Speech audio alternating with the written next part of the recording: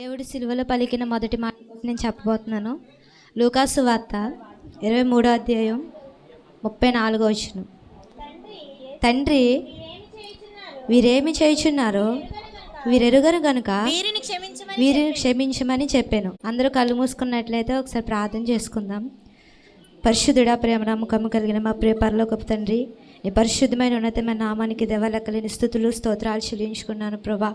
ఎసే మొదటిసారి ప్రభా నీ సన్నిధిలో దేవల ప్రార్థించడానికి దేవల నిలబడి దేవా నీ మాటను చెప్పడానికి దేవ నువ్వు ఇచ్చిన గొప్ప ఘనతకే ప్రభా నీకు వందనాలు చెల్లించుకున్నాను తండ్రి. దేవ సిలువలో పలికిన మొదటి మాట కోసం నేను చెప్పబోతున్నాను ప్రభా. తండ్రి యేసే నువ్వే మాతో మాట్లాడమని ప్రార్థిస్తున్నాను తండ్రి. ఇక్కడున్న ప్రతి ఒక్కరితో దేవ నువ్వు మాట్లాడమని ప్రార్థిస్తున్నాను ప్రభా. సహాయం చేసి నడిపించి మహిమ పొందమని ప్రార్థన చేస్తూ దేవా ఈ చిన్ని ప్రార్థన యేసు పరిశుద్ధ నామములో అడిగి వేడుకున్నాం తండ్రి, ఆమేన్.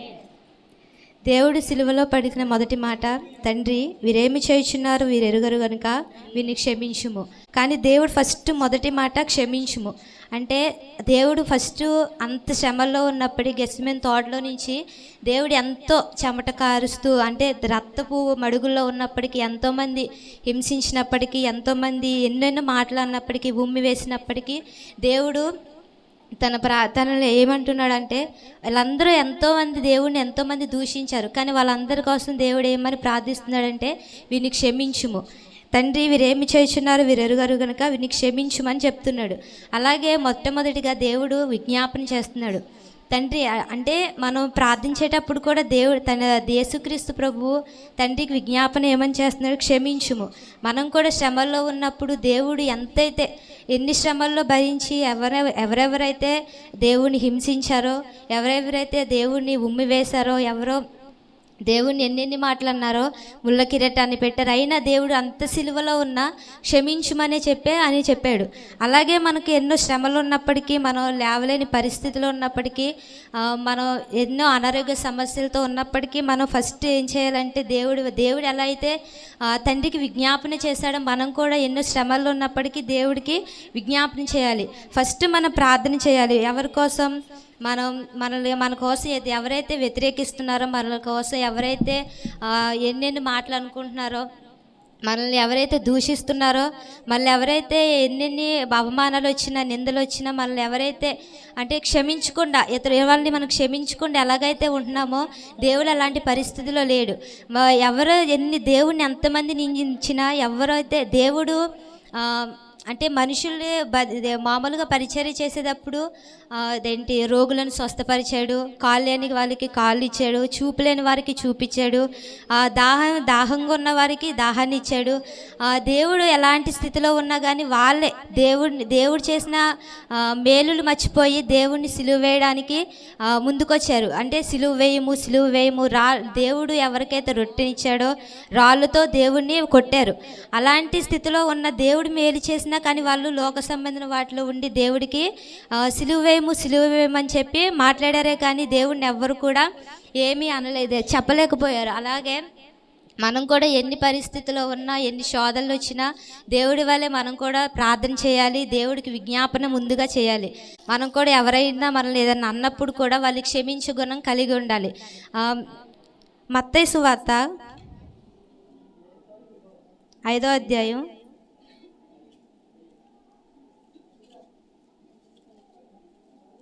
44వ వచనం. నేను మీతో చెప్పినదేమనగా రెండో లాస్ట్లో చదవండి. మిమ్మల్ని హింసించే వారి కొరకు ప్రార్థన చేయుడి.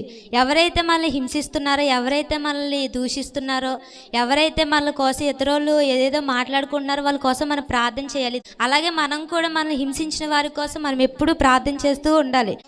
నిన్ను వాళ్ళని నీ పొరుగు వారిని ఎలాగైతే ప్రేమించాలో మనం కూడా మనల్ని హింసించిన మనల్ని దూషించిన వాళ్ళ కోసం మనం ప్రార్థన చేద్దాం. అలాగే యెషయా 53వ అధ్యాయం 12వ వచనం చదువు. కావున గొప్పవారితో నేను అతనికి పాలు పంచేదను, గనులతో కలిసి అతని కొల్ల సొమ్ము విభాగించుకొని ఏలయనగా మరణమునందునట్లు అతడు తన ప్రాణమును దారబోసెను. అతిక్రమము చేయువారిలో ఎంచబడిన వాడాయను, అనేకుల పాపమును భరించెను. మనం కూడా మనల్ని దూషించిన వారి కోసం దేవుడి దగ్గర ప్రార్థన చేయాలి.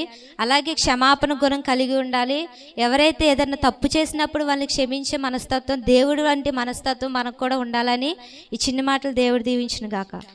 మొత్తం అందరికీ కూడా వందనాలండి.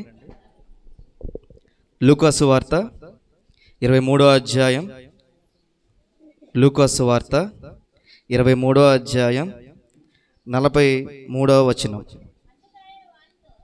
అందుకు ఆయన వానితో, నేడు నీవు నాతో కూడా పరదేశులో ఉందువని నిశ్చయముగా నీతో చెప్పుచున్నాను. ఈ మాట చెప్పింది ఎప్పుడంటే సిలువ వేసినప్పుడు ఆ పక్కనున్న ఎవరితో ఈ మాట చెప్పారంటే ఆ దొంగతో ఈ మాట చెప్పాడు. మీరు విషయం గుర్తుపెట్టుకోవాలి, సిలువ అన్నది యేసుక్రీస్తు ఒక్కరికే వేయలేదు. అంతకు ముందు కూడా సిలువ ఉంది, యేసుక్రీస్తు తర్వాత కూడా యేసుక్రీస్తు కోసమే ప్రత్యేకంగా వేసినది కాదు. ఆయనకి ముందు వేశారు కొంతమందికి, ఆ నెక్స్ట్ కూడా కొంతమందికి వేశారు. ఇది ఎందుకు వేస్తారు సిలువ అన్నది? ఆ రోజు ముగ్గురికి వేశారు, ఒకరు యేసుక్రీస్తు, మరొక ఇద్దరు ఎవరండి? ఇద్దరికి వేశారు, దొంగలకి వేశారు. ఎందుకు వేయాల్సి వచ్చింది? ఆ పరిస్థితి ఎందుకు వచ్చింది? ఒకసారి ఆలోచిస్తే మన భారతదేశంలో కూడా కొన్ని ఏదైనా దొంగతనం చేసినా, ఏదైనా హత్య చేసినా, ఏం చేసినా కొన్ని రకాల శిక్షలు ఉన్నాయండి. అలాగే రోమా గవర్నమెంట్లో కూడా కొన్ని రకాల, విన్నారా, రోమా ప్రభుత్వంలో కూడా కొన్ని రకాల శిక్షలు ఉన్నాయి. ఒక ఉదాహరణ చెప్పాలంటే మన దేశంలో 2008 నవంబర్ 26న పాకిస్తాన్ నుంచి 10 మంది ఉగ్రవాదులు ముంబై ప్రాంతంలోకి వచ్చి విచ్చలవిడిగా AK-47 పట్టుకుని, బాంబులు పట్టుకుని విచ్చలవిడిగా బస్ స్టాండుల్లో, రైల్వే స్టేషన్లో, హోటల్స్లో ఎవరికి అనిపిస్తే వారిని, అంటే వాడు పిల్ల అవ్వచ్చు, పెద్దోడు అవ్వచ్చు, ముసలోడు అవ్వచ్చు, ఆస్తిపరులు అవ్వచ్చు, ఎవరైతే ఎటువంటి సంబంధం లేకుండా 166 మందిని 10 మంది ఉగ్రవాదులు నిష్పక్షపాతంగా చంపేశారండి. అది మన భారతదేశ హిస్టరీలో ఒక చాలా బాధాకరమైన వార్త.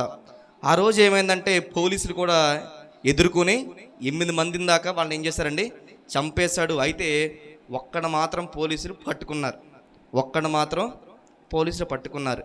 ఇంతమందిని 166 మందిని ఈడు వల్ల ఏమైపోయారండి, ఆ అబ్బాయి వల్ల ఏమైపోయారు, 165 మంది చాలా ఇబ్బంది పడ్డారు. కాబట్టి మన భారత ప్రభుత్వం ఆయనకి ఏం చేసిందంటే ఉరిశిక్ష వేసిందండి. ఏమేసిందండి? ఉరిశిక్ష. అంటే మన ఇండియాలో ఏదన్నా కఠినమైన ఏదన్నా పాపం చేస్తే వేసే ఏంటండి పరీక్ష ఏంటది, వేసేది ఏంటది, ఉరిశిక్ష అనేస్తారు. అలాగే రోమా ప్రభుత్వంలో ఏ అన్యాయం చేసినా, ఏ అక్రమం చేసినా వేసే అతి కఠినమైన ఇబ్బంది ఏంటంటే ఏంటది, సిలువ. సరే, యేసుక్రీస్తుతో పాటు ఆ రోజు ఇద్దరికి ఏం వేశారండి, సిలువ వేశారు. వాళ్ళు ఎవరు అనేది మనం చూద్దామండి. ఒకసారి మత్తయి సువార్త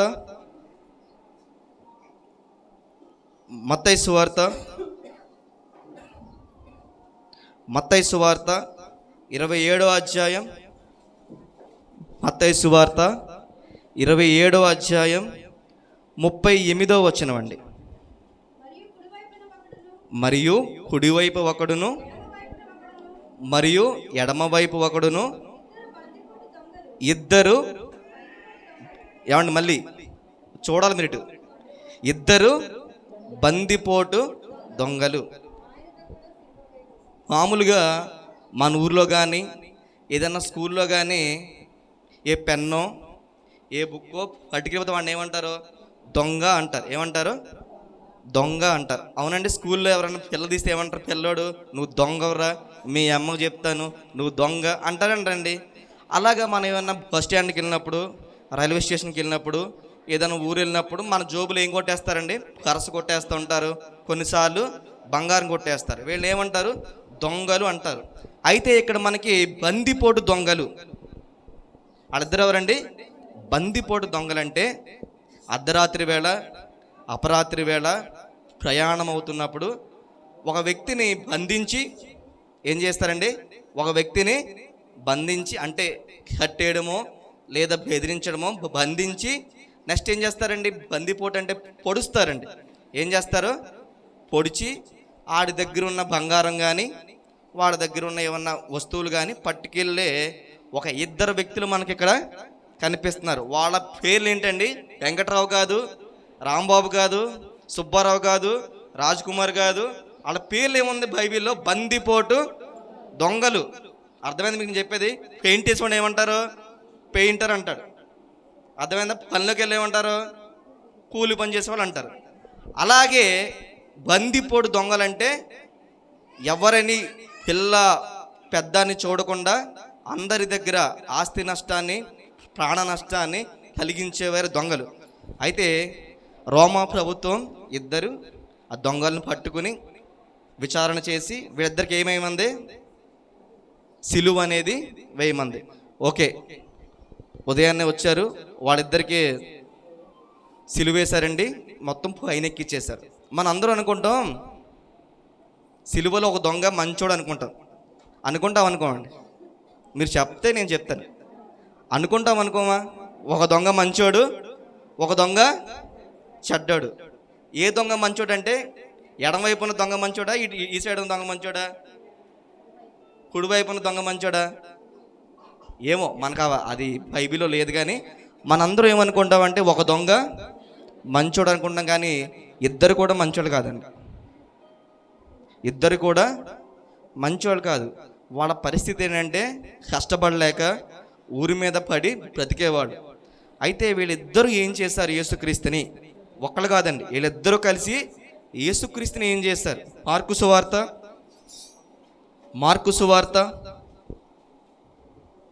15వ అధ్యాయం, మార్కు సువార్త 15వ అధ్యాయం 32వ వచనం అండి. ఇశ్రాయేలు రాజగు క్రీస్తు నిన్ను సిలువ మీద నుండి, ఇప్పుడు సిలువ మీద నుండి రావచ్చును, అప్పుడు మనము చూచి నమ్ముదమని ఒకనితో ఒకరు చెప్పుకొనిరి. లూకా సువార్త 23:39.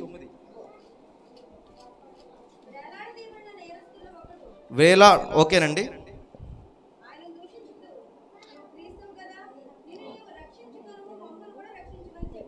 ఒకసారి ఆగండి, ఏమనుకోవద్దు. మత్తయి సువార్త 27వ అధ్యాయం, మత్తయి సువార్త 27వ అధ్యాయం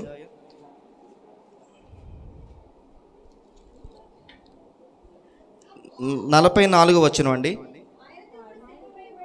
ఆయనతో కూడా సిలువ వేయబడిన బందిపోటు దొంగలను అలాగే ఆయనను నిందించారు. ఒక మాట అండి, ఆయనేమో కష్టంలో ఉన్నాడు. వీళ్ళిద్దరికి ఏమైనా పని ఉందండి అసలు? ఆయనతో వీళ్ళిద్దరికి ఏమైనా పని ఉంది అసలు? ఏమన్నా వీళ్ళకి ఏమైనా అన్యాయం చేశాడా? వీళ్ళకైనా అపకారం చేశాడు? వాళ్ళిద్దరికి ఏమన్నా వాళ్ళొక మాట అన్నాడండి. ఈరోజు కూడా యేసుక్రీస్తు ఎవరిని ఏమనట్లేదండి. ఆయన లోకమంతా ఆయన ఏం చేస్తున్నారు? నిందిస్తున్నారు. ఆ దొంగలకి ఎటువంటి సంబంధం లేదు. యేసుక్రీస్తుని అనాల్సిన పని ఉందండి అసలు? అనాల్సిన పని ఉందా? అసలు సంబంధం లేదు. వాళ్ళు ఏమనుకుంటున్నారంటే మన ఇద్దరం ఏం చేస్తాం? దొంగతనాలు చేస్తాం కదా, ఈయన కూడా ఏదో పాపం చేస్తుంటారేమో అనుకుంటున్నారు వాళ్ళిద్దరు.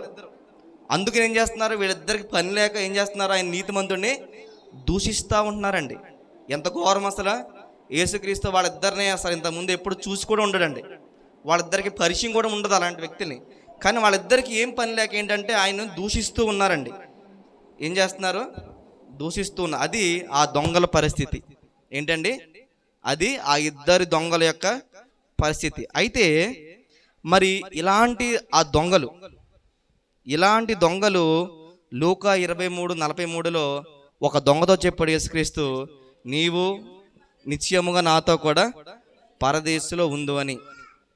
ఎలా చెప్తాడు ఆ మాట? ఎలా చెప్తాడు ఆ మాట? అసలు వాళ్ళిద్దరు ఏం చేస్తున్నారు? ఆయన్ని దూషిస్తున్నారు. వాళ్ళ జీవితం ఎలాంటిది? వాళ్ళ జీవితం ఎలాంటిది? మంచి జీవితం కాదు. హత్యలు, అన్యాయాలు, అక్రమాలు వాళ్ళ జీవితంలో ఉన్నాయి. మరి అలాంటి వ్యక్తిని యేసుక్రీస్తు నీవు నిత్యముగా నాతో పరదేశంలో, ఒక మాట వినండి, ఒకవేళ నీవు నిత్యముగా నాతో పరదేశంలో ఉండువని ఎవరితోనా చెప్పాలనుకో, నువ్వు 7 వారాలు వచ్చావు కాబట్టి నీవు నిత్యముగా నాతో పరదేశం ఒక మాట చెప్పొచ్చు. పోనీ నువ్వు ప్రతి ఆదివారం ప్రార్థనకు వస్తావు కాబట్టి నిత్యముగా నాతో పరదేశం ఉంది చెప్పొచ్చు. లేదా నువ్వు ప్రతి శుక్రవారం ప్రతి మంగళవారం ప్రార్థనకి వెళ్తావు, నాకు కానుకలు ఇస్తావు కాబట్టి నువ్వు నిత్యముగా నాతో పరదేశం ఉందని ఆయన చెప్పొచ్చా లేదా? మనతో ఎవరితోనైనా మాట చెప్పొచ్చు, కానీ దొంగతో ఎందుకు చెప్పాడు? ఆ దొంగతో ఆయన నీవు నిత్యముగా నాతో పరదేశంలో ఉందో అని ఎందుకు చెప్పాడు? ఆ దొంగ ఏం చేశాడంటే, మొదటిగా ఇద్దరు కలిసి యేసుక్రీస్తుని దూషిస్తూ ఉన్నారండి. ఆ దూషిస్తూ ఉన్నప్పుడు కింద కొంతమంది మాట్లాడుకున్నారు. ఏంటంటే, అరే ఈ యేసుక్రీస్తు ఒకరోజు కాడి ముడితే ఏమైంది? ఒక పిల్లోడు ఎక్స్పైర్ అయితే ఏమైపోయాడు? ఆ పిల్లోడు బ్రతికాడు. ఒక ఆవిడికి కళ్ళు లేకపోతే యేసుక్రీస్తు ఏమి ఇచ్చాడు? కళ్ళు ఇచ్చాడు. ఒక ఆవిడ నుంచోలేకపోతే యేసుక్రీస్తు ఏం చేశాడు?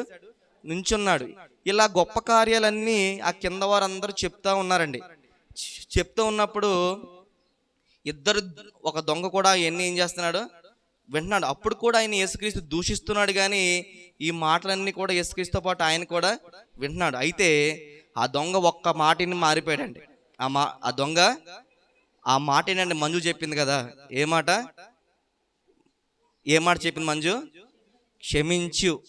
అదేంటి, నాకు అవకాశం ఉంటే, ఆ దొంగ అనుకోండి, నాకు అవకాశం ఉంటే ఒక్క ఛాన్స్ వస్తే నేను వీళ్ళందరూ ఏం చేస్తాను, నా మీద నాకు ఇంత కష్టం పెడతారని వాళ్ళందరిని కూడా ఒక్క దెబ్బకి ఏటుకేసి వెళ్ళిపోయే రకం నేను. కానీ ఈయన ఏం చేస్తున్నాడు? క్షమించమని అడుగుతున్నాడు. ఈయన మామూలు మనిషి కాదనుకుని ఆయన వైపు తేరి చూసి, యేసు నీ రాజ్యములు నన్ను జ్ఞాపకం చేసుకో. ఇక్కడ ఒక చిన్న 2 నిమిషాలు చెప్పి వెళ్ళిపోతానండి. మనతో ఎవడన్నా గొడవాడేసి మీ ఇంటికి భోజనం పిలుస్తామంటాడు ఎవడన్నా? అప్పుడు వరకు రోడ్డు ఎక్కేసి నువ్వు అలాంటి దానివే, నువ్వు ఇలాంటి దానివే అన్ని మాటలు చెప్పేసి, అక్క మీ ఇంటికి భోజనానికి వస్తామని ఎవడన్నా పిలుస్తాం? మనం పిలవండి. అయితే మన క్రీస్తు మరణపు అంచుల్లో ఉన్న మనల్ని రక్షించగల దేవుడు. మరణపు అంచుల్లో ఉన్న ఆ ఘోర పాపి అయిన ఆ దొంగని క్షమించిన దేవుడు ఏం చెప్పాడు? నీవు నిత్యముగా నాతో పాటు పరదేశంలో ఉంది అని చెప్పాడు. ఆఖరి క్షణాన్న మారిన దొంగ మనందరికీ ఒక గుర్తండి. ఆఖరి క్షణాన్న మారిన దొంగ మనందరికీ కూడా ఒక గుర్తుగా ఉన్నాడు. కాబట్టి ఆ దొంగలాగా మన ఇంతకాలం బ్రతికిన, ఆ దొంగలాగా యేసుక్రీస్తుని నిందించిన, ఆ దొంగలాగా ప్రతిసారి మన దేవుడిని మోసం చేసిన, ఒక్కసారి నీ రాజ్యంలో జ్ఞాపకం చేసుకోవంటే వెంటనే రా అనే గొప్ప దేవుడు మన దేవుడు. ఇప్పటి వరకు మనందరికీ మారు మనసు లేకపోతే ఈ ఒక్క మాటతో మనందరం ఆ దేవునికి దగ్గర అవ్వాలని కోరుకుంటూ దేవుడి మాటలు దీవించిన గారు. రెండవ మాట, బందిపోటు దొంగల కోసం, అలాగే మారు మనసు, పశ్చాత్తాపం, రక్షణ, వీటన్నిటి కోసం చక్కగా వివరించిన రాజుకి దేవుని నామములో వందనాలు చెల్లిస్తున్నాను. మూడవ మాటను ఒకసారి మనం చూద్దామండి. మూడవ మాట యోహాను సువార్త 19వ అధ్యాయము 26-27 వచనాల్లో ఉందండి. ఇక్కడ మనం 2 మాటలు చూస్తున్నామండి. అమ్మా ఇదిగో నీ కుమారుడు, ఇదిగో నీ తల్లి అని యేసు మరియకు మరియు యోహానుకు చెప్తున్నాడండి. కాబట్టి ఇక్కడ జరిగిన ఇప్పుడు ఈ మూడో మాటకు వచ్చేసరికి దేవుడు చాలా శ్రమలు పడ్డాడు. అంటే ఈ స్టేజ్కి వచ్చేటప్పటికి, ఈ మాట చెప్పే టైంకి దేవుడు ఎన్ని శ్రమలు పడ్డాడంటే అది వర్ణించలేము మనం. యాక్చువల్గా ఎలా వర్ణించాలి అన్నది కూడా మనం అది చెప్పలేము. ఒక్క నిమిషం నేను అది మీరు passion of the Christ movie అందరూ చూసే ఉంటారు. చూసారంటే అందరూ cinema passion of the Christ చూసారా అందరూ? దాంట్లోని ఫస్ట్ నుండి మనం చూసుకుంటే, అంటే దేవుడు ఈ స్టేజ్కి వచ్చేటప్పటికి ఎక్కడ ఉన్నాడంటే సిలువ మీద ఉన్నాడు. యాక్చువల్గా సిలువ మీద ఆల్రెడీ సిలువ వేయబడ్డాడు, అక్కడ ఆల్రెడీ దెబ్బలు తిని ఇవన్నీ జరిగేసాయి ఆల్రెడీ. కానీ ఒకరు హెల్ప్ చేస్తే వాళ్ళని ఎక్కడ కొట్టేస్తారో వాళ్ళని ఎక్కడ చంపేస్తారో అని చెప్పి అందరూ చూస్తూనే ఉన్నారు. ఇప్పుడు మనం ఎలాగ ఇక్కడ నేను చెప్తుంటే మీరందరూ ఎలా చూస్తున్నారో, అక్కడ ఆయన సిలువ మోస్తుంటే అందరూ కూడా ఇలాగే చూస్తున్నారు. కనీసం ఎవరు ఆ బాధ్యత తీసుకోలేదు, ఎవరు ఎటువంటి ఏమీ చేయలేదు. కానీ దేవుడు అది తన యొక్క బాధ్యత, తన యొక్క ఇది అని చెప్పి ఆయన దాన్ని సిలువను మోసుకుంటూ సిలువ దగ్గర సిలువ వేసే ప్రదేశానికి వరకు వెళ్ళాడు. ఈ మధ్యలో జరిగిన సన్నివేశాలు నేను కంటిన్యూస్గా ప్రతి గుడ్ ఫ్రైడే ముందు, అంటే ఈరోజు గుడ్ ఫ్రైడే, నిన్నటి వరకు కూడా నేను చూస్తూనే ఉంటాను. ఎందుకంటే నేను వీడియో మిక్సింగ్ చేస్తూ ఉంటాను కాబట్టి కంటిన్యూగా ఎక్కడైతే ఈ అమ్మ ఇదిగో నీ కుమారుడు, ఇదిగో నీ తల్లి అని ఎక్కడైతే ఓడొచ్చిందో దానికి సంబంధించిన క్లిప్ని నేను ఖచ్చితంగా అక్కడ ఇన్సర్ట్ చేయాలి. అంటే నేను మొత్తం అంతా మూవీ అంతా ఫస్ట్ నుండి ఎక్కడైతే ఈ ఓడ్ వస్తుందో అంతవరకు కూడా నేను కంటిన్యూస్గా చూడాలి. ప్రతిసారి నేను ఇదే చేస్తాను. ఎక్కడైతే ఈ ఓడ్ వస్తుందంటే నాకు గుర్తుండదు కాబట్టి నేను ఏం చేస్తానంటే ప్రతిసారి కూడా ఇది ఫుల్గా చూసుకుని వెళ్తాను. అంటే దేవుడిని ఫస్ట్ నుండి ఎండ్ వరకు ఎలా కొట్టారు, ఏం జరిగింది, ఎలా తన్నారు, ఇవన్నీ కూడా చూస్తాను. ఆ బాధను మనం భరించలేము, ఆ దెబ్బల్ని మనం తట్టుకోలేము. వాళ్ళు కొడుతుంటే వెనకాల వీపు మీద కొడితే ఆ వీపుకున్న చర్మం ఇలా ఊడి ఆ బ్లడ్ని ఎవరైతే సైనికులు కొట్టారో వాళ్ళ మొహం మీద పడేసరికి వాళ్ళు అది చూసి నవ్వుకుంటారు. అంటే అది బాధ అనేది ఎవరికీ ఉండదు, అది ఎవరైతే అనుభవిస్తున్నారో వాళ్ళకే తెలుస్తుంది ఆ బాధ. అంతేగాని కొట్టిన వాళ్ళకి తెలీదు, ఎవరో మనం చూసే వాళ్ళకి కూడా తెలియదు ఆ బాధ అనేసరికి. కానీ దేవుడు అంత బాధలు కూడా ఎవరి కోసం అనుభవించాడంటే మన కోసమే అనుభవించాడు. నిజమంటారా కాదంటారా? నిజమంటారా కాదంటారా? అది మన కోసం అనుభవించారా? ఇదిగో నీ కుమారుడు, ఇదిగో నీ తల్లి. దేవుడు ఇక్కడ పలికిన మాటలో మనకేం కనిపిస్తుందంటే బాధ్యత కనిపిస్తుందండి. ఎవరికి బాధ్యత అంటే తల్లి పట్ల కుమారుడికి, కుమారుని పట్ల తల్లికి బాధ్యత కనిపిస్తుంది. మనం ఈ రోజుల్లోని ఒకవేళ అంటే నా పరంగా నేను చూసుకుంటే నేనేం చేయాలి అనేసరికి నేను తల్లిని బాగా చూసుకోవాలని నాకు అనిపిస్తుంది. అది నాకున్న అటాచ్మెంట్, అది నాకు అమ్మకున్న అటాచ్మెంట్ అది. కానీ దేవునికి మనకున్న అటాచ్మెంట్ ఎలాంటిదండి? దేవుని మన కొరకు అంత శ్రమలు పడడం అవసరం అంటారా? చెప్పండి ఒకసారి. దేవుడు మన కోసం అన్ని శ్రమలు పడడం అవసరం అంటారా? మీకోసం సిలువ మోయడం అవసరం అంటారా? మీకోసం ఆ దెబ్బలు కొట్టించుకోవడం అవసరం అంటారా? మనం 1 లీటర్ బ్లడ్ పోతేనే మనం కోమలోకి వెళ్ళిపోతాం అంటారు. అలాంటిది ఆయనలో ఉన్న బ్లడ్ మొత్తం తీసేశారండి. అది ఆ వీడియో చూస్తుంటే, ఆ విజువల్స్ చూస్తుంటే మనకి కనిపిస్తూ ఉంటాయి. ఎంత బ్లడ్ ఉంటుంది అనుకున్నారు? అంటే వాళ్ళ మూవీలో చూపించారు, ఓకే, నేను దాన్ని కాదన్న. కానీ మీకు మాకు జరిగితే మనం ఏమైనా తట్టుకోగలుగుతామా? వెంటనే స్పాట్లో చనిపోతాం, అంతే కదండి. మన స్పాట్లో ఏమవుతాం? చనిపోతాం. కానీ అంత బాధను కూడా ఆయన మన కొరకు, మన పాపముల కొరకు ఆయన ఏం చేశాడండి? మన కొరకు, మన పాపముల కొరకు సిలువ వేయబడ్డాడు కదండి. సిలువ వేయబడ్డం అంటే అంత ఈజీ అయిన మాటలు కాదు నాకు తెలిసినంత వరకు. దేవుడు మన కొరకు అంత చేస్తే మనం దేవుడి కొరకు ఏం చేస్తున్నామండి? టైంకే చర్చికి రాము. మనకున్న పనులు, మనకున్న వర్క్ టెన్షన్స్, మనకున్న హడావిడి, వీటన్నిటి వల్ల టైంకే చర్చికి రాము. కానీ దేవుడు ఏం చెప్తున్నాడంటే మనం దేవుని పట్ల ఎంత నమ్మకం ఉంచుతామో దేవుడు మనల్ని అంత ఆశీర్వదిస్తాడు అని చెప్పి దేవుడు మనకి సెలవిస్తున్నాడు. ఆయన్ని తిరిగి మనం కూడా ప్రేమించాలి, మనం ఆయనకి టైం ఇవ్వాలి, మనం ఆయన్ని బట్టి అనుసరించాలి, మనం ఆయన్ని బట్టి నడుచుకోవాలి, మనం ఆయన కొరకు ప్రాణాలు అర్పించాలి, మనం ఆయన కొరకు ఏం చేయాలి? ఇంకా బాధ్యతగా ఉండాలి. ఎలా ఉండాలండి? ఎలాంటి బాధ్యత అంటే ఎలాంటిది? మీకు మీ భర్తకి ఎలాంటి బాధ్యత ఉంటుంది? నువ్వు టైంకి ఎలా వండి పెడతావో దేవునికి కూడా అలాగే టైం ఇవ్వాలి. అంతేనంటారా? అంతేనంట కదండి. దేవునికి మీరు ఎంత విధేయతగా ఉంటే దేవుడు మీ పట్ల అంతా ప్రేమ చూపిస్తాడండి. విధేయత అంటే ఏదో నార్మల్గా జస్ట్ ఏదో పైన ఉండేది కాదండి, మన లోపల నుండి రావాలి. మీరు తల్లిదండ్రులని ఎంత ప్రేమగా చూసుకుంటారో దేవుడు దాన్ని బట్టి కూడా కాలిక్యులేట్ చేస్తాడండి.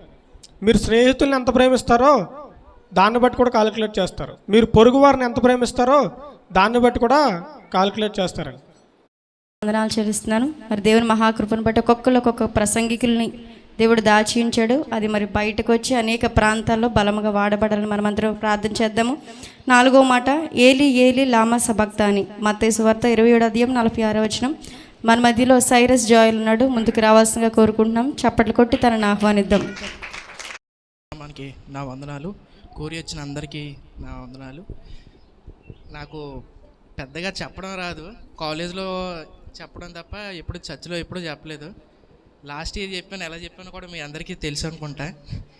నేనేమైనా తప్పుగా చెప్తే మాత్రం నన్ను క్షమించండి. జీసస్ క్రైస్ట్ 33.5 years భూమి మీద బ్రతికారండి. ఆ 33.5లో 3.5 years దేవుడు సేవ చేశారు. ఈ 3.5 yearsలో సేవ చేసినప్పుడు జీసస్ క్రైస్ట్ ఎప్పుడు అనుకోలే నా చెయ్య వదిలేశారనేసి జీసస్ క్రైస్ట్ ఎప్పుడు అనుకోలేదు. బైబిల్లో కూడా ఆ మాట అన్నట్టు లేదు. సిలువ ఎక్కేటప్పుడు కూడా జీసస్ క్రైస్ట్ తన వెనకాల శిష్యులతో అంటారు, ప్రార్థన చేయండి అనేసి. వాళ్ళు ప్రార్థన చెయ్యరు శిష్యులు. అప్పుడు కూడా జీసస్ క్రైస్ట్ భయపడినట్టు, నాకేదో అయిపోద్ది అన్నట్టు జీసస్ క్రైస్ట్ ఎప్పుడు అలా అనుకోలేదు.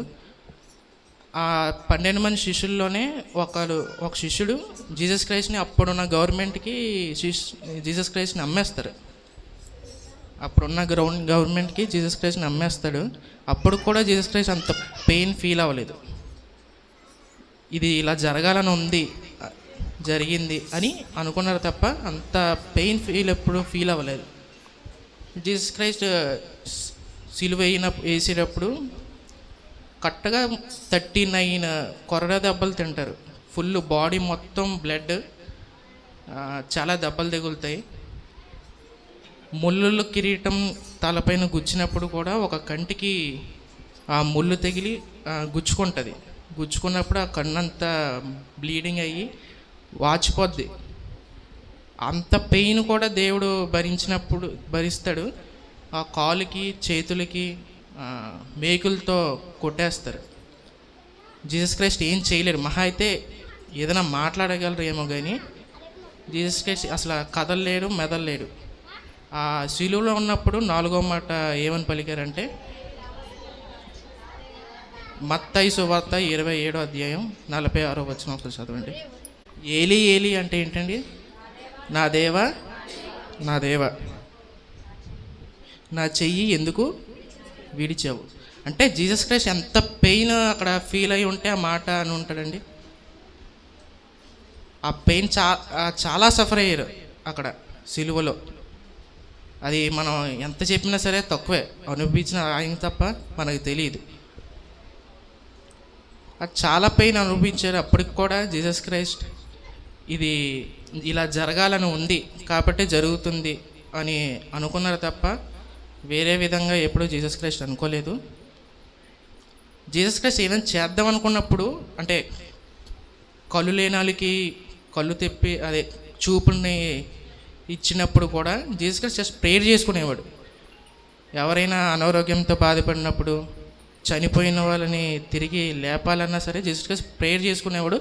ఆ ప్రేయర్లోనే తనకి ఆన్సర్ వచ్చేది, ఆ ప్రేయర్లోనే తనకి ఆ పవర్ వచ్చేది. ఆ జీసస్ క్రైస్ట్ ఆ సిలువలో అంత త్యాగం చేసింది కూడా మన కోసమే, మన పాపాలని ఆయనతో పాటు తీసుకెళ్ళిపోవడానికి. అప్పుడు కూడా జీసస్ క్రైస్ట్ అంటారు, ఇంకా మీ పైన ఏ పాపం ఉండదు, దేవుడు మిమ్మల్ని శిక్షించడు, ఇంక మీరు హ్యాపీగా మీ జీవితాన్ని కొనసాగించవచ్చు అని అంటారు. అప్పటికి జీసస్ క్రైస్ట్ ఆ పెయిన్ని తట్టుకోలేక అంత బిగ్గరగా దేవా దేవా నన్నెందుకు చెయ్యి విడిచావు అని అంటారు. దీన్ని బట్టి మనం తెలుసుకోవాల్సింది ఏంటంటే, మన జీవితాల్లో కూడా సఫరింగ్ వస్తుంది, దాన్ని మనం యాక్సెప్ట్ చేసి ముందుకెళ్ళాలి. నాకే ఎందుకు ఇది వచ్చింది, దేవుడు నన్ను వదిలేశాడు అని మనం ఎప్పుడు అనుకోకూడదు. మనకి సఫరింగ్ వచ్చింది అంటే ఫ్యూచర్లో ఆ సఫరింగ్కి సరిపడినంత బ్లెస్సింగ్ మన జీవితంలో దేవుడు మనకి ఇస్తాడు. ఇది అందరు తెలుసుకున్న రోజు అందరి లైఫ్ బాగుంటుందని నేను అనుకుంటున్నా. ఈ చిన్ని మాట దేవుడు గ్రహించింది చేద్దాం. అలాగే 6వ మాట సమాప్తమైనది. యోహాను సువార్త 19:30 మన మధ్యలో నిశాంత్ ఉన్నాడు. ముందుకు రావాల్సిందిగా కోరుకుంటున్నాం. చప్పట్లో తనను ఆహ్వానిద్దాం. నాకు ఇచ్చినటువంటి మాట 6వ మాట, సమాప్తమైనది అని దేవుడు సెలవిచ్చినటువంటి మాట. అయితే యేసు ప్రభు ఈ మాట చెప్పిన విషయాన్ని 1-2 నిమిషాలు నేను పక్కన పెట్టి మీకు కొన్ని చరిత్రలోని దేవుడు నిజము, యేసుక్రీస్తు నిజంగా ఆయన సిలువేయబడ్డాడు అని చెప్పడానికి కొన్ని ఉదాహరణలు క్షమించండి, కొన్ని నిరూపణలు మీ ఎదుట నేను పెట్టాలని ఆశపడుతున్నాను.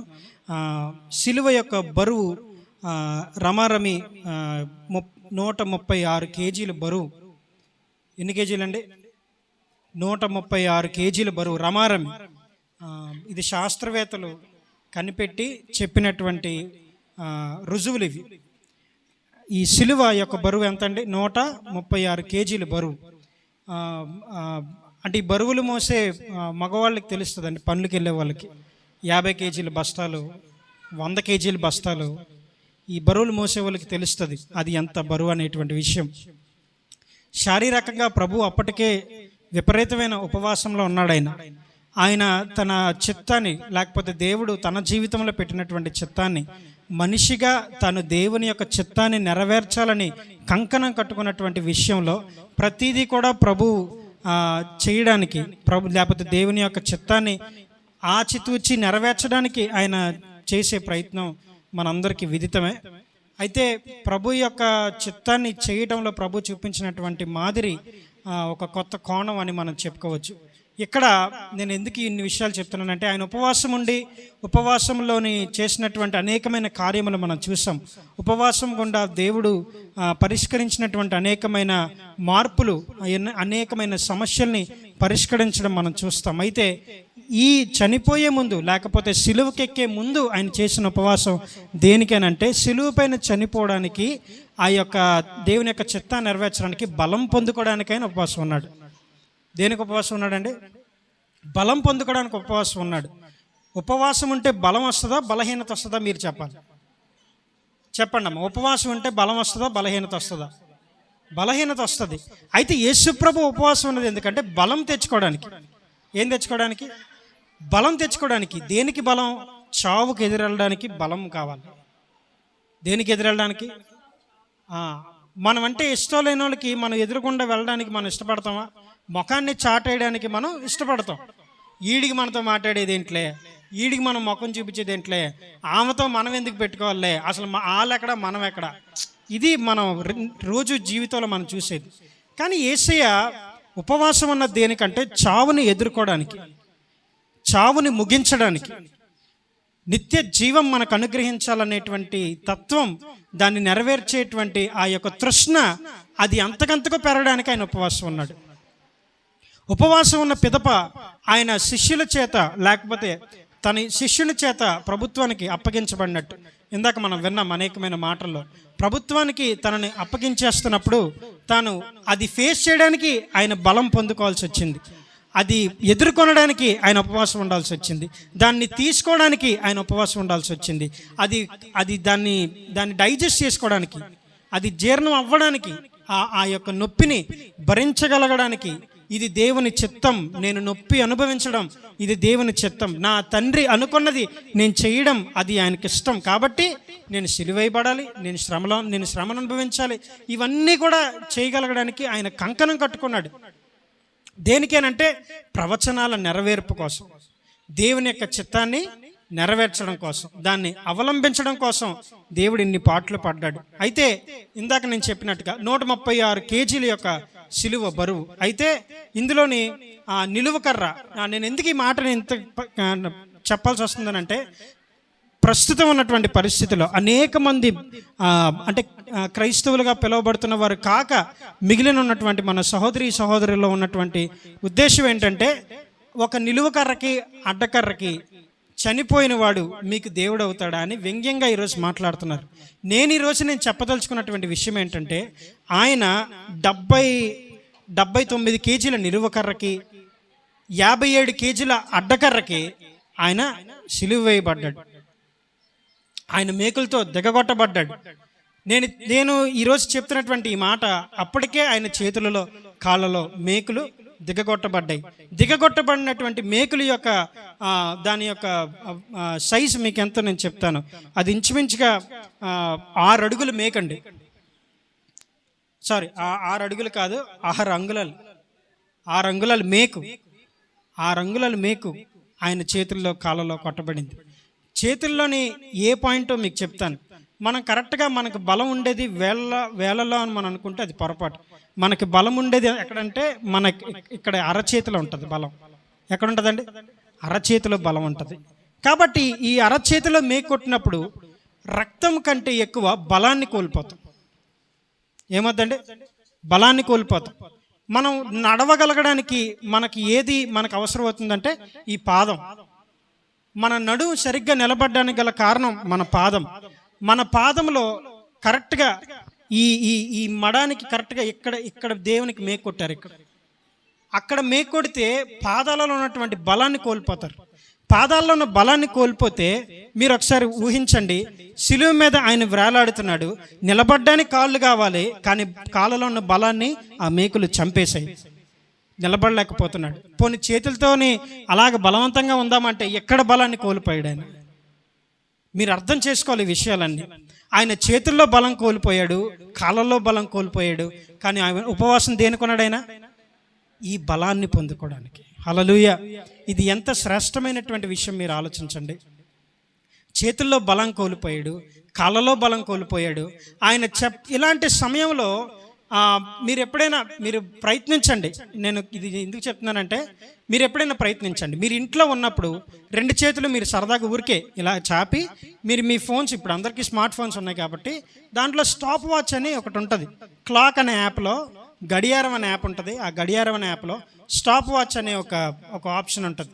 అదేంటంటే మీరు ఎంతసేపు మీరు టైం మీరు కౌంట్ చేసుకోవాలనుకుంటారో, అరగంట కావాలంటే అరగంట వరకు అలా మీరు స్టాప్ వాచ్ పెట్టుకోవచ్చు. అలాగా 2 చేతులు చాపి స్టాప్ వాచ్ పెట్టుకొని ఉంచండి. ఈ మీరు చేతులు చాపిన ఒక 2 నిమిషాలు ఉంచండి, పోనాక 5 నిమిషాలు ఉంచండి. 5 నిమిషాలు ఉంచిన తర్వాత మీరు దింపేసిన తర్వాత మీరు ఊపిరి పీల్చుకోవడం మీకు చాలా ఇబ్బంది అవుతుంది. ప్రాక్టికల్గా మీరు ఎప్పుడైనా ట్రై చేయండి, నేను చెప్పేది అబద్ధం కాదు. 5 నిమిషాలు మీరు 2 చేతులు చాపించి, ఈ 2 చేతులు చాపించినంతసేపు మీకు ఎక్కడ లేని ఆయాసం ఉంటుంది. మీరు ఊపిరి పీల్చుకోవడానికి మీరు కింద పైన అయిపోతారు. నేను చెప్పేది సత్యం. అయితే ఈ చేతుల్లో బలం ఉందిగా, 2 చేతులు ఇప్పుడు మనం మన 2 చేతుల్లోని బలం ఉంది, కానీ యేసు ప్రభు చేతుల్లోని బలాన్ని చంపేశారు వాళ్ళు. బలాన్ని చంపేసినప్పుడు వేలాడే కొద్దీ ఆయన ప్రతి మాట పలకాలంటే ఆయన ఊపిరి పీల్చుకోవాలి. మాట పలకడానికి మనం ఏం చేయాలమ్మా? ఊపిరి లేకపోతే మనకు మాట వస్తుందా? మనం భా అనడానికైనా భా అనడానికైనా మన ఊపిరి మనకి కావాలి. మనం ఊపిరి వదిలి మాట్లాడాలంటే మన ఊపిరిని పీల్చుకోవాలి. మన ఊపిరిని పీల్చుకోవడానికి మన నడుము సపోర్ట్ చేయాలి, మన కాళ్ళలో బలం ఉండాలి. ఇవన్నీ యేసు ప్రభు విషయంలోని చచ్చిపోయాయి. అప్పటికే ఈయన చివరిగా ఆయన ఆత్మను అప్పగించబోయే ముందు చెప్పినటువంటి మాట. కొన్ని నిమిషాలు నేను ముగిస్తాను, దయచేసి నా మాటలు వినండి. బలాన్ని కోల్పోయినటువంటి దేవుడు ప్రతి మాట చెప్పడానికి, అందుకే సిలువలోని ఆయన గనగన మాట్లాడినట్టు మనకు కనబడదు. కానీ ఇదే యేసయ్య సిలువేయబడక ముందు కొండపై ఉన్నప్పుడు ఒక రోజంతా ఆయన మాట్లాడడం మనకు తెలుసు.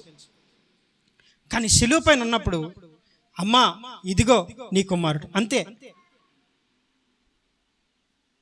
మీకు అర్థమవుతుందా?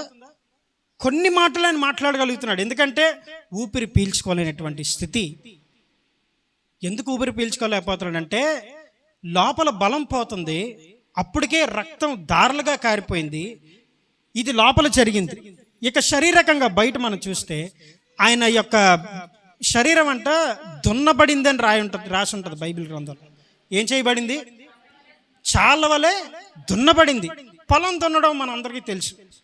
పొలం దున్నితే అమ్మ ఇలా ఫ్లాట్గా ఉన్నది ఇలా మనకి ఇలా ఎగుడు దిగుడిగా మనకు కనిపిస్తుంది కదా దున్నిన తర్వాత. అలా ఒక మనిషి శరీరం దున్నబడిందంటే మీరు అర్థం చేసుకోండి ఎంత బాధ ఆయన భరిస్తున్నాడు. సిలువ పైన ఆయన ఎంత వేదన అనుభవిస్తున్నాడు. ఈ సిలువ మీద ఆయన ఎంత తాపత్రయపడుతున్నాడు. ఎవరి కోసం? ముగించడం కోసం. ఏం ముగించడం కోసం? మన యొక్క పాపముల మీద ఉన్నటువంటి శిక్ష, మన మీద ఉన్నటువంటి శాపం, మనం పొందుతున్నటువంటి ఆవేదన, మనం పడుతున్నటువంటి వ్యసనం, మనం పడుతున్నటువంటి బాధ, మనం పడుతున్నటువంటి నింద, మనం అనుభవించాల్సినటువంటి శ్రమ ఆయన ముగించడం కోసం ఆయన ఇవన్నీ చేయాల్సి వచ్చింది. ఎవరి కోసం? నా కోసం.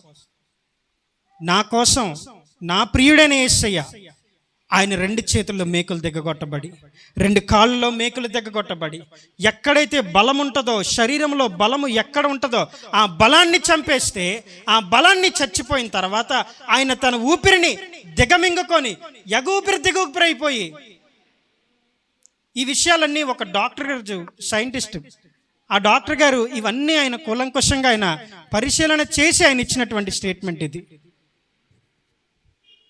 ఇలాంటి సమయంలోనంట మన గుండె చాలా బలంగా కొట్టుకుంటుందంట. గుండె బలంగా కొట్టుకునే కొలది మన యొక్క కాన్షియస్ మనం కోల్పోతామంట, స్పృహను మనం కోల్పోతాం.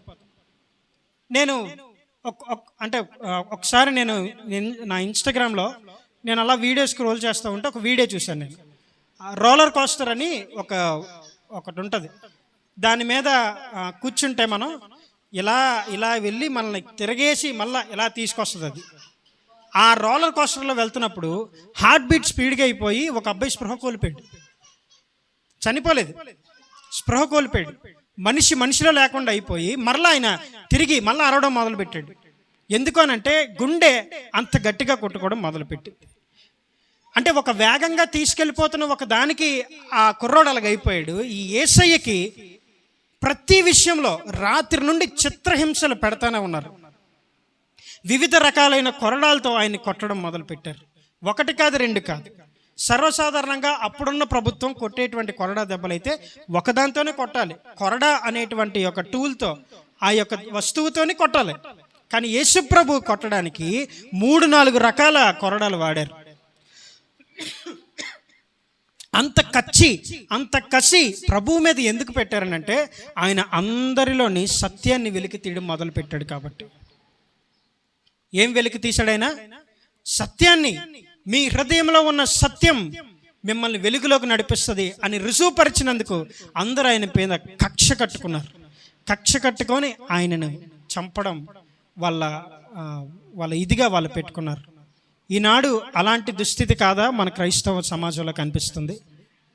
అలా సత్యాన్ని వెలికి తీసినందుకు కాదా అనేక మందిని చంపుతుంది? అలా సత్యాన్ని వెలికి తీసినందుకు కాదా దాన్ని వేరువేరుగా రకాలుగా మార్చి మరి అబద్ధాలు బయటికి వెల్లడిస్తున్నటువంటి ధోరణి మన క్రైస్తవ సమాజంలో కనిపిస్తుంది? నా ప్రియ సహోదరులారా, నేను చెప్తున్న విషయం ఏంటంటే, ఇక్కడ 6వ మాటగా ప్రభు చెప్తున్నాడు, సమాప్తం అయిపోయింది. నేను రాత్రి నుండి నేను అనుభవిస్తున్న శ్రమ, 40 దినములుగా నేను అనుభవిస్తున్నటువంటి ఈ యొక్క ఆకలి అనేటువంటి బాధ ముగించబడింది. మరణం ముగించబడింది. నొప్పి తీసివేయబడింది. వేదన తుడిచివేయబడింది. శ్రమ తొలగించబడింది. నా మీద మాత్రమే కాదు, సమస్త భారం మోస్తున్న ప్రజలారా, మీ యొక్క భారాన్ని నేను మోసుకొని వెళ్ళిపోతున్నాను. ఇదంతా సమాప్తమైంది. నా ప్రియ దేవుని బిడ్డలారా, మీరు ఆలోచించండి. సమాప్తం అయిపోయింది అని ప్రభు ఆనాడే చెప్పాడు. కానీ ఈనాటికి కూడా మన జీవితాలలో శ్రమ ఉంది, వేదన ఉంది, ఇక్కట్లున్నాయి, కష్టాలున్నాయి. దీనికి కారణం ప్రభువా అని అంటే నేను దానికి ఒప్పుకోను. నా ప్రభువు వీటన్నిటికీ సమాప్తం అని పలికాడు. పలికిన తర్వాత కూడా ఇవి మన జీవితంలో ఉన్నాయంటే మనలో ఇంకా ఎక్కడో సమాప్తం అనే మాట మనలో ఇంకా ప్రతిష్ఠించబడలేదు. మనలో ఇంకా వేదన ఉందంటే మనంతట మనము అది కొని తెచ్చుకుంటున్నాం తప్ప దేవుని మీద నిందేయడానికి ఇది మనకి భావ్యం కాదు, ఇది సబబు కాదు. ఇందాక సైరస్ జోయల్ చెప్పాడు, తండ్రికి తన మాట ఆయన చెప్పాడు, నా చెయ్యి ఎందుకు విడిచిపెట్టావని. నొప్పిని భరించలేక చెప్తున్నాడు. అది కూడా చెప్పడానికి ఆయన వణికిపోతూ, ఆయనకి విపరీతమైన టెంపరేచర్ తన బాడీలో ఉంది. ఆయన జ్వరం అనుభవిస్తున్నాడు, నీరసం అనుభవిస్తున్నాడు, నొప్పిని అనుభవిస్తున్నాడు, బలాన్ని కోల్పోయాడు, రక్తాన్ని కోల్పోయాడు. బాడీలో ఉన్నటువంటి రక్తం అంతా బయటకు వచ్చేస్తే చివరాఖరికి ఆ బందిపోటు పొడిచినప్పుడు నీళ్ళు వచ్చినాయి. శరీరంలో రక్తం ఒక్క చుక్క కూడా లేకుండా ప్రతిదీ నా కొరకు నా యేసయ్య కార్చాడు. చప్పట్లు కొట్టి ప్రభునామానికి అనుకో. ఇదంతా యేసయ్య సమాప్తమైంది అని ఆయన తుడిచిపెట్టాడు. ఇక మన జీవితంలో కష్టం ఉండకూడదు, నష్టం ఉండకూడదు, అపనింద మన జీవితంలో ఉండకూడదు. యేసు నామములో ఇవన్నీ మన జీవితంలో తొలగిపోవును గాక. మన జీవితంలో ఇవన్నీ సమాప్తమవును గాక. ఇదే సమయంలో దేవుడు వీటన్నిటికీ సమాప్తం పలికాడు. అట్టి సమాప్తమైనటువంటి జీవితం మనం కలిగి ఉందుము గాక. మనందరి జీవితాల్లో దేవుడు సంతోషం, సమాధానం నింపును గాక. ఆయన మన జీవితంలో పాపమును గెలిచాడు, మరణాన్ని గెలిచాడు, అపవాది మీద శక్తిని ఆయన సమాప్తం చేశాడు. దేవుడు మన పాపములన్నిటినీ సమస్తముగా ఆయన మోసుకొని వెళ్ళిపోయాడు. ఇంత మంచి దేవుణ్ణి మీరు ఎక్కడైనా కనుగొనగలరా? చరిత్రాత్మకంగా నిలిచిపోయేటువంటి ఏకైక మహోపకారి, మహోన్నతుడు మన యేసయ్య. అట్టి యేసయ్య మనందరితో ఎల్లప్పుడూ తోడై ఉండి మనం నడిపించును గాక. Amen, amen. మరి నేను చెప్పబోయే మాట 7వ మాట. అందరూ ఒకసారి బైబిల్ ఓపెన్ చేయండి. 7వ మాట ఒకసారి లూకాసు వార్త 23వ అధ్యాయము 46వ వచనం ఒకసారి ఎవరైనా చదివి వినిపిస్తారా? అప్పుడు యేసు మళ్ళీ చెప్పండి. గొప్ప శబ్దంతో కేకవేసి, తండ్రి, నీ చేతికి నా ఆత్మను అప్పగించుచున్నాను అని చెప్పాను. అయితే ఈ 7 మాటల్లోని ఈ 6 మాటలు కంప్లీట్ అయిపోయాయి కదండి. మరి ఈ 6 మాటల్లోని 3 మాటలేమో మనుషులతో మాట్లాడాడు, 3 మాటలు తండ్రితో మాట్లాడాడు. అయితే మొదటిగా దొంగతో మాట్లాడు. ఏమని మాట్లాడాడు? నీవు నాతో కూడా పరదేశంలో ఉంటావు అని చెప్పి దేవుడు 3 మాటలు ఒక మాట దొంగతో మాట్లాడాడు. మరి మరొక మాట తల్లితో మాట్లాడు. ఏమని? అమ్మా ఇదిగో నీ కుమారుడు అని చెప్పి తల్లితో మాట్లాడాడు. మరి మూడవదిగా ఏమని చెప్పాడంటే సమాప్తమైనదని చెప్పాడు. మనుషులతో 3 మాటలు మాట్లాడాడు. మరి మిగతా 3 మాటలు తండ్రితో మాట్లాడాడు. ఏమని మాట్లాడాడంటే వీరేమి చేయుచున్నారో వీరు ఎరుగరని చెప్పి ఒక మాట చెప్పాడు. మరి ఇంకొక మాట నన్ను ఎందుకు చేయి విడిచావని ఇంకో మాట చెప్పాడు. మరి చివరిగా 7వ మాట ఏం చెప్పాడంటే ఫైనల్గా డిక్లరేషన్ తీసుకున్నారు. ఏమనంటే నా ఆత్మ నీకు అప్పగించున్నానని చెప్పాడు. యోహాను సువార్త 17:4వ అధ్యాయం ఒకసారి తీయండి. చేయుటకు నీవు నాకు ఇచ్చిన పని నేను సంపూర్ణంగా నెరవేర్చి భూమి మీదకి నిన్ను మహిమపరిచితని చెప్పాడు. నీవు నాకు అప్పగించిన పని నేను పరిపూర్ణంగా చేశాను అని దేవుడు చెప్పాడు. మరి మత్తయి సువార్త 26వ అధ్యాయం 45వ వచనం తీయండి ఒకసారి. అప్పుడు ఆయన తన శిష్యుల యొద్దకు వచ్చి, ఇక నిద్రపోయి అలసటి తీర్చుకొనుడి, ఇదిగో ఆ గడియ వచ్చినది, మనుష్య కుమారుడు పాపుల చేతికి అప్పగించును. అంటే దేవుడు అప్పటికే అలసిపోయి ఇంకా నేను ఫైనల్గా డిక్లరేషన్ తీసుకుంటున్నాను, నేను 7వ మాట చెప్పి నేను ఇంకా ముగిస్తాను. ఏమని చెప్పాడు? 7వ మాట నా ఆత్మ నీకు అప్పగిస్తున్నాను. అంటే దేవుడు ఎలా నిర్ణయించుకున్నాడంటే కొంతమంది సూసైడ్ చేసుకుంటారు. సూసైడ్ ఎవరు చేసుకుంటారు? ప్రేమికులు చేసుకుంటారు. ఏమని చేసుకుంటారు? నేను నీకోసం బ్రతుకుతాను, నేను నీకోసం చచ్చిపోతానని చెప్పి సూసైడ్ చేసుకుంటారు. కానీ దేవుడు ఏం చేశాడు తెలుసా మీకు? దేవుడిని ఎవరు చంపలేదు. దేవుడు తన ప్రాణాన్ని మనకి ఏం చేశారు? ప్రాణం మన కోసం పెట్టి ఆయన నిర్ణయించుకున్నారు. మనకి నిత్య జీవాన్ని ఇవ్వడం కోసం ఆయన ఏమని నిర్ణయించుకుని నేను సాక్రిఫైస్ చేస్తున్నాను, మీకోసం సాక్రిఫైస్ చేస్తున్నాను అని చెప్పి దేవుడు 7వ మాటగా ఏమని చెప్పాడు? మరొకసారి చదువుదాం. తండ్రి, నీ చేతికి నా ఆత్మను అప్పగించుచున్నానని చెప్పి మన కోసం ఆయన సాక్రిఫైస్ చేశారు. మరి మనం కూడా దేవుని కోసం మనం ఎంతో చేయాలని మీరు నిర్ణయించుకోవాలని కోరుకుంటూ ప్రైజ్ ది లార్డ్.